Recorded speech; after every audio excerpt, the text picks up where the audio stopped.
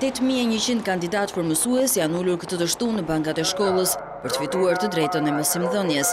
Ata konkurojnë për të zëvendësuar 2.765 të larguarit nga puna, pasi kanë qenë jashtë profilit të lëndës që jepnin. Kandidatët janë nështruar testit me 70 pyetje, të ndara në pyetje të përgjithshme dhe sipas profilit. Pas testimit, ata kanë pohuar se testi ishte i një niveli mesatar, edhe pse ndonjëherë me pyetje që u janë dukur të çuditshme. Kishte edhe pyetje që na bëri përshtypje, jo. Kush është gatimi i qytetit tuaj, veshjet, domethënë, e popullore. Çfarë profili konkurove ti?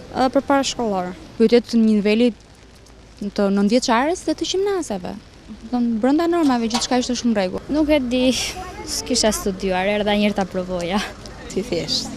Ju punoni aktualisht mësuese? Jo, kam punuar, por kam 15 vite që s'jam. Por mes kandidatëve nuk ishte vetëm të papunë. Një pjesë e tyre konkuronin për të kaluar nga sistemi privat në atë shtetëror.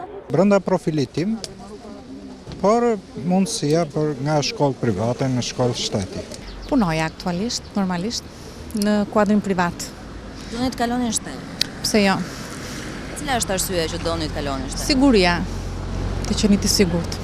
Dhe ashtu siç ndodh në çdo provim pas hekurave të shkollës, kanë pritur për rreth 3 orë të afërmit e kandidatëve për mësues. Përgjigjet e testimit pritet të dalin pas 2 javësh, dhe ato do të korrigjohen nga një komision ekspertësh. Kandidatët duhet të përgjigjen saktë të paktën për gjysmën e pyetjeve, ndërsa vlerësimi i tyre do të bëhet me pikë.